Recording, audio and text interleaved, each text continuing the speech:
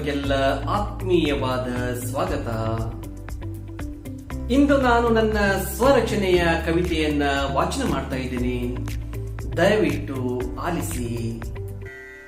ಕವನದ ಶೀರ್ಷಿಕೆ ಮಹಾಮಹಿಮ ಅಲ್ಲಮ.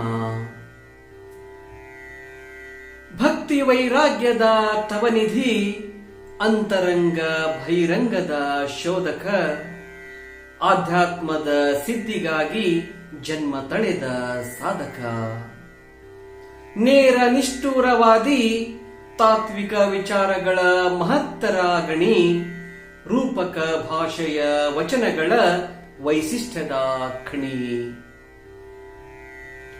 ಮಾನವ ಚೇತನರಾಗಿ ಲೋಕದಳು ವಿರಾಜಿಸಿದೆ, ಶಿವಸ್ವರೂಪಿ ಜಗದೋದ್ಧಾರಕ ಎಂದೊಮ್ಮೆ ಅನಿಸುತ್ತಿದೆ.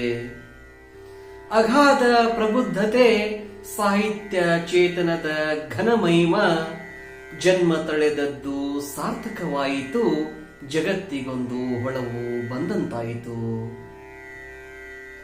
ಧಾರ್ಮಿಕ ಕ್ರಾಂತಿಯ ಮಹಾಪ್ರವಾಹ, ಶೂನ್ಯ ಪೀಠಾಧಿಪತಿ, ಕಲ್ಯಾಣದ ವಿಚಾರ ಮತನಕ್ಕೆ ಕಾರಣವಾದ ದಿವ್ಯ ಶಕ್ತಿ, ಯೋಗ ಸಮನ್ವಯ ಸಿದ್ಧಿಗಾಗಿ ಶಿವಯೋಗದತ್ತ ಸಾಗಿದೆ, ಶರಣರ ಅನುಭವ ಗೋಷ್ಠಿಗೆ ನವ ಚೈತನ್ಯವ ತುಂಬಿದೆ.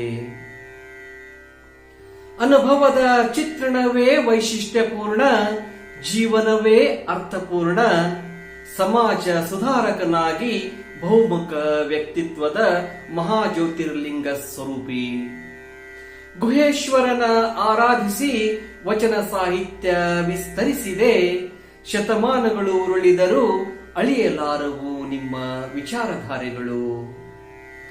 ಅನಂತ ಜ್ಞಾನಿ ಪರಿವರ್ತನೆಯ ಹರಿಕಾರ, ಜಗದ ಪರಿವರ್ತನೆಗೆ ನಿಮ್ಮ ಕೊಡುಗೆ ಅಪಾರ.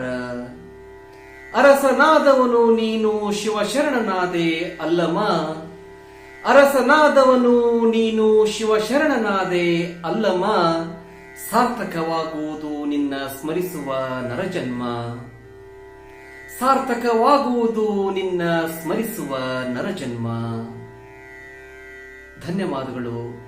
ನನ್ನ ಈ ಕವಿತೆ ನಿಮಗೆ ಇಷ್ಟವಾದರೆ ವಿಡಿಯೋನ ಲೈಕ್ ಮಾಡಿ, ಶೇರ್ ಮಾಡಿ, ನಿಮ್ಮ ಅನಿಸಿಕೆ ಅಭಿಪ್ರಾಯವನ್ನು ಕಾಮೆಂಟ್ ಅಲ್ಲಿ ತಿಳಿಸಿ.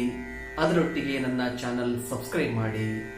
ನನ್ನ ಈ ಕವಿತೆಯನ್ನು ಆಲಿಸಿದ್ದಕ್ಕಾಗಿ ತಮ್ಮೆಲ್ಲರಿಗೂ ಅನಂತ ವಂದನೆಗಳು.